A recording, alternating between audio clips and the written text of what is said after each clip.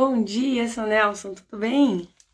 Oi, Lourdes, bom dia, bom dia. Comprei um melzinho, seu Nelson, foi ótimo. Que bom, né? Encontrei um mel bem puro, assim, aí sim funciona, né? Oi, Cris, tudo bem? Toma uma aguinha.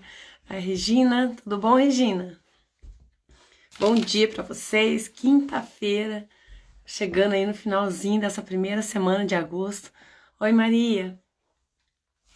Que Deus abençoe o nosso dia grandemente, que Ele nos dê vida e saúde, né? E que a gente possa agradecer por essas coisas, porque são coisas tão corriqueiras, todos os dias, graças a Deus, a gente tem vida e a gente tem saúde.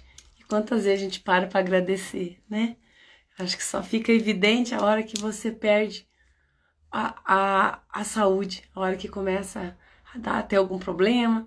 Aí a gente lembra de agradecer ao Senhor, de buscar Ele, socorrer, pedir o socorro. E a gente precisa agradecer nos dias bons e agradecer também nos dias ruins, porque tudo tem propósito do Senhor. Mas a gratidão move o coração de Deus, né? A paz, Cris. A Tentando lembrar aqui onde que a gente parou. Mas nós paramos no 9, né? Que a gente não leu ontem. Oi, Eliette. Mas vamos ler hoje, se Deus quiser. Nós estamos no capítulo 56 de Isaías já, quase no finalzinho, né, do livro. Entrando no capítulo 60,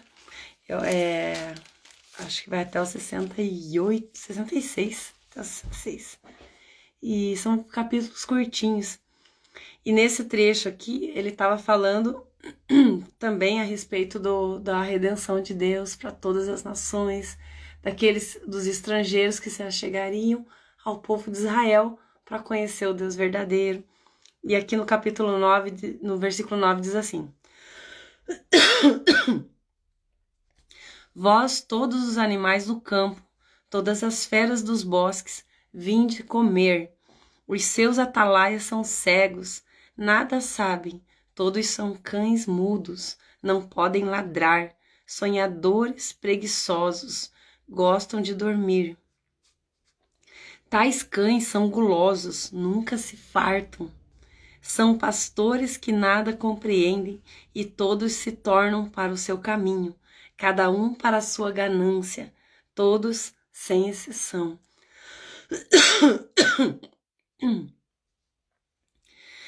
Vinde, dizem eles, trarei vinho, e nos encheremos de bebida forte. O dia de amanhã será como esse, e ainda maior e mais famoso.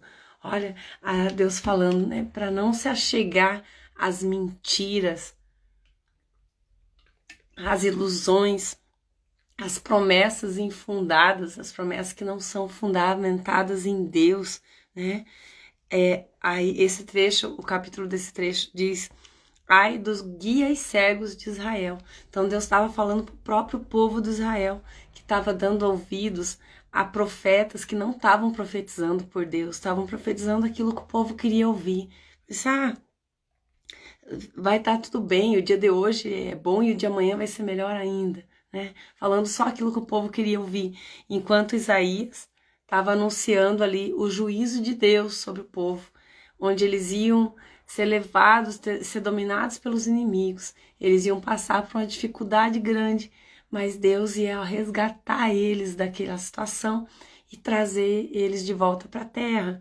E não só isso, Deus falou para eles da redenção que tinha a mais, que era a redenção no Messias, o favor de Deus resgatando o homem para uma comunhão com ele. Então tudo isso eram coisas assim que o povo eles não entendiam o que Isaías estava dizendo, né? A iminência daquilo que ia acontecer, da profecia de Isaías, não era coisa boa. Então, às vezes, a gente só quer ouvir coisa boa, né? Só quer que tudo tá bem, tudo tá bom. Quando vem uma coisa ruim, a gente se revolta, né? Contra Deus, que não era assim que eu queria.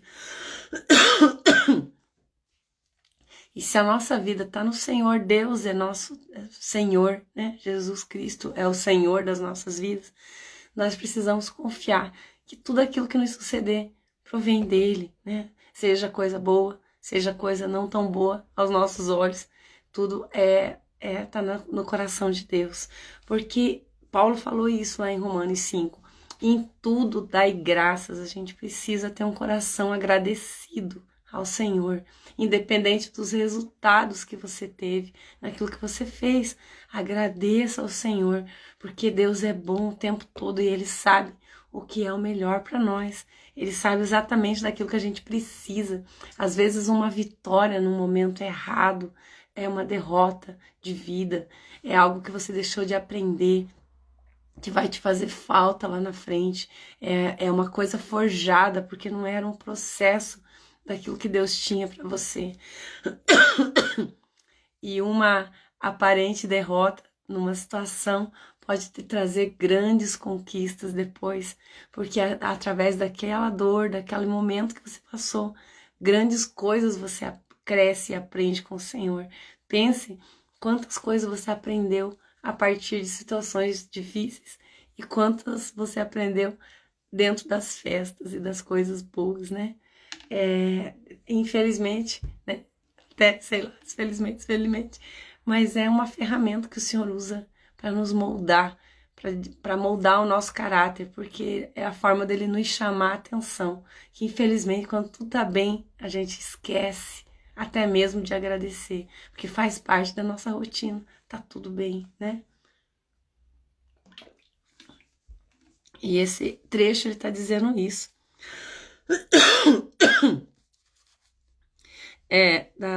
Das pessoas, dos atalais, aqueles que falavam no meio do povo e só falavam aquilo que o povo queria ouvir. E tinham fama, né, povo? Você chegava a eles porque é isso que a gente gosta, de ouvir notícia boa, coisa boa, né? Que vai nos acontecer. E não aquilo que é o propósito do Senhor, aquilo que Deus está mostrando, sinalizando para nós. Às vezes o Senhor fala alguns nãos, né? Ou fica em silêncio. Já recebi muitas vezes esse silêncio de Deus. Você pergunta algo pro Senhor e Ele fica em silêncio.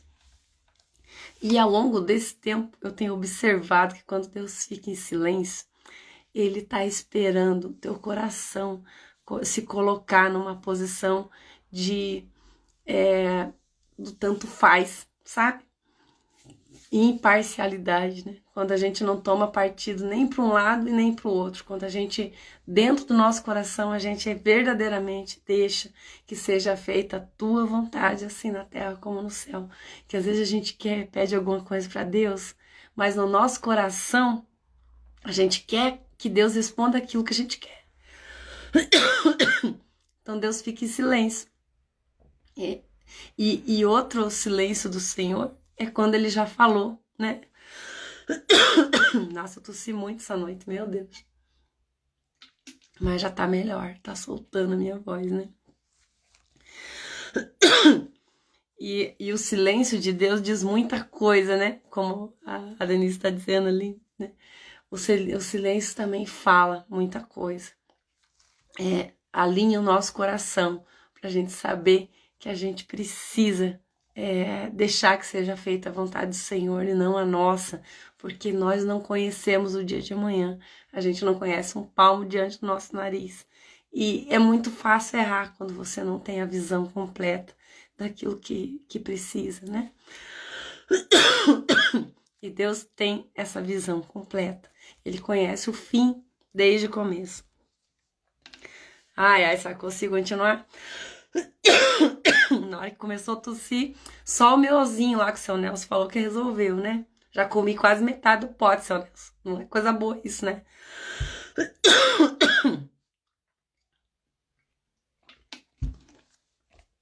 Vamos ler o 57. Parece o justo e não há quem se impressione com isso. E os homens piedosos são arrebatados sem que alguém considere nesse fato, pois o justo é levado antes que venha o mal, e entra na paz, descansam no seu leito os que andam na retidão. A Célia tá dizendo ali, eu não queria ser sozinha no mundo.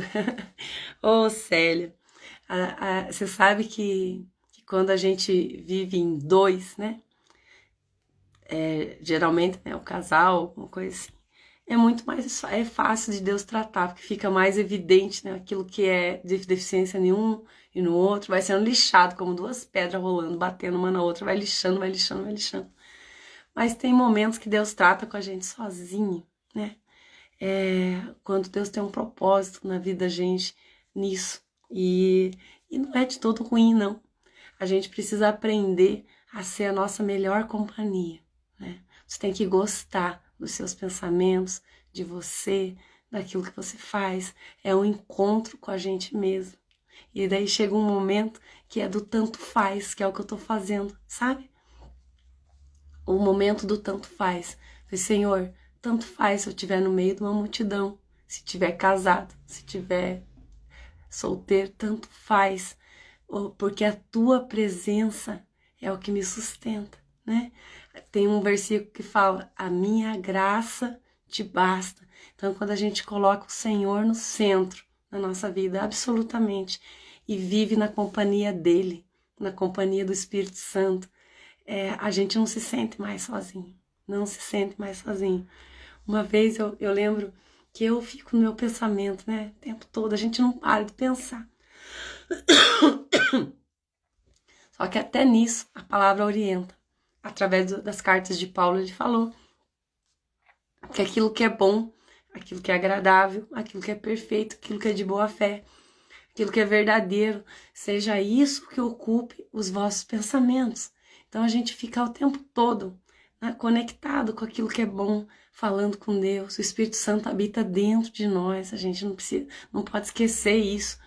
E eu lembro uma ocasião, quando eu morava lá no Cajuru ainda, e eu tava varrendo a minha salinha lá de fazer os sabonetes e limpando, organizando as coisas. E eu tava falando com o Espírito Santo, assim, falando com Deus. Falando, fazendo perguntas para Deus, assim, de muitas questões que eu tinha na minha vida, que eu sou muito curiosa, ficava perguntando. E varrendo e perguntando. E daí o Espírito Santo me respondia. E daí eu perguntava outra coisa. E daí ele me respondia. Aí uma hora ele me perguntou assim, eu perguntei alguma coisa, e ele me respondeu numa frase tão linda, assim, que eu falei assim, isso eu vou anotar. Eu lembro que eu falei isso em voz alta. Daí eu falei assim, isso eu vou anotar. Peguei, fui lá na minha bancada e anotei. A hora que eu parei para escrever aquilo, que eu me dei conta, isso tinha passado sei lá quanto tempo já que eu tava ali, falando com o Espírito Santo, falando com Deus, assim, dialogando como duas pessoas conversando normalmente. E eu nem tinha me dado conta disso. A hora que ele falou essa frase, que eu falei, isso eu vou anotar, né? Aí que eu cheguei para escrever, que eu me dei conta de que eu estava falando com o Espírito Santo, que eu estava falando com Deus, que eu estava ali, que ele estava ali na minha companhia. Sabe quando cai a ficha, assim, que você entende o que está acontecendo? Eu caí de joelho, assim, eu chorei, mas, nossa, foi uma experiência que eu nunca vou esquecer. Então, quando a gente se dá conta de que a gente não tá sozinho, sabe? Que você tem um Deus que tá ali com você o tempo todo. Jesus falou isso para os discípulos lá no finalzinho de Mateus, no último versículo do livro, do Evangelho, né? Ele diz assim, Jesus, aproximando-se, falou dizendo, toda autoridade me foi dada no céu e na terra. Toda autoridade nós temos em Jesus. Ide, portanto, e fazei discípulos de todas as nações, batizando-os em nome do Pai, do Filho e do Espírito Santo, ensinando-os a guardar todas as coisas que vos tenho ordenado. E eis que estou convosco todos os dias, até a consumação do século.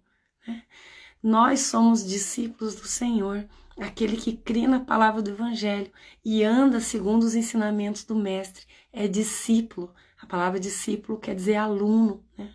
Nós somos alunos do Senhor, nós estamos aprendendo com Ele todos os dias. E ele está falando para esses alunos que são chamados já no Novo Testamento de cristãos, aqueles que acreditam, que seguem a Cristo. Ele diz que ele estaria conosco hoje e eternamente, e até a consumação dos séculos, até a finalização desse tempo, onde a palavra fala que Jesus virá novamente a essa terra, né? E todos os povos verão a manifestação da presença dele. Então, até esse momento, que a gente já não sabe se a gente vai estar aqui ou não vai estar aqui, se a igreja vai ser levada ou não. A hora que eu li esse trechinho aqui de Isaías, me veio no meu coração essa situação, porque existe dentro da escatologia, que é o estudo lá do Apocalipse, tem duas linhas de raciocínio. Uns acham que é o pré-arrebatamento, outro pós-arrebatamento, pós-tribulacionista, pré-tribulacionista, uma coisa assim. Que eles entendem que a igreja, né, como eu falei ontem, a gente está aqui unido em nome de Jesus, a gente está falando dele. E isso é uma igreja, nós estamos em uma igreja de Cristo. Quando fala que Jesus vem buscar a sua igreja, a sua noiva, é aqueles que creem, não é denominação, não é placa, não é casa, né? Nós somos templos do Espírito Santo, nós somos a habitação de Deus, e isso nos faz igreja, congregação do povo de Deus, né? E Deus vem buscar esse povo. E aqui nesse trechinho de Isaías, quando ele fala ali, no 57, parece justo e não há quem impressione com isso, e os homens piedosos são arrebatados sem que alguém considere esse fato, pois o justo é levado antes que venha o mal e entra na paz, descansam no seu leito os que andam na retidão. Eu, no meu coração, nunca li nem vi a respeito disso, mas a hora que eu li isso aqui, eu lembrei desse trecho de Apocalipse, que fala que da vinda de Jesus, né, e Deus ia tirar a igreja, né, do meio do povo, tirar a igreja. Então, uns escritores acham que vai ser antes da grande tribulação, outros depois da grande tribulação. Mas o fato é que Deus vai tirar a igreja, vai levar a igreja antes que venha o fim, antes que venha aquele momento onde o Espírito Santo vai ser retirado da terra, né? E as pessoas que vão permanecer aqui, elas não sei como que vai ser, porque é o Espírito Santo que traz o arrependimento, não tem arrependimento sem o Espírito Santo. Então, assim, a gente tem essa graça, né, de conhecer o Senhor, de estar dando ouvidos à palavra dele, porque Jesus falou que aqueles que são as minhas ovelhas, esses ouvem a minha voz. Então, nós somos ovelhinhas do Senhor, e nós temos ele como pastor, e a gente precisa se deixar ser pastoreado, para que lá na frente a gente possa ser levado com Deus, né? E viver uma vida eterna com ele. E não só isso, mas que a gente tenha uma vida abundante aqui na terra também, porque foi isso que Jesus falou que ele veio, né? Eu vim para que todos tenham vida e a tenham em abundância, ele disse. Então Deus quer que a gente seja feliz aqui, que seja feliz lá no porvir também, e a gente precisa estar preparado para isso. Precisa quebrar a nossa altivez todos os dias, aquilo que se levanta contra a palavra de Deus, e deixar ele ser Deus na nossa vida. Seja feita a tua vontade, assim na terra como é no céu. Amém? Que Deus abençoe seu dia grandemente. E amanhã a gente está aqui de novo, né? Sexta-feira, se Deus quiser, às 6h16.